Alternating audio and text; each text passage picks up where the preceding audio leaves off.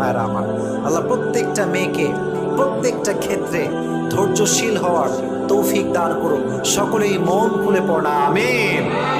এজন্য ধৈর্যশীল নারীকে আল্লাহ তাআলা বড্ড ভালোবাসেন। শুধুমাত্র নারীকে নয়, কোরআনে আল্লাহ তাআলা বলেছেন ইন্নাল্লাহা মা'আস সাবিরিন, যে ব্যক্তি ধৈর্যশীল হবে, পেশেন্ট, ধৈর্যশীল হয়ে প্রত্যেকটা অবস্থাকে ফেস করবে, প্রত্যেকটা সিচুয়েশন ফেস করবে, তার সঙ্গী হয়ে যাবে একজন। আওয়াজ দিয়ে বলেন তো তিনি কে?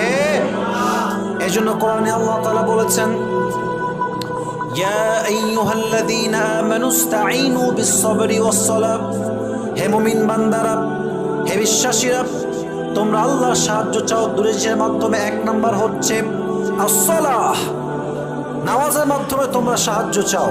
ওয়াস-সাবর, ধৈর্যের মাধ্যমে তোমরা সাহায্য চাও। যে বান্দা ধৈর্য এবং নামাজ দুটোকে এক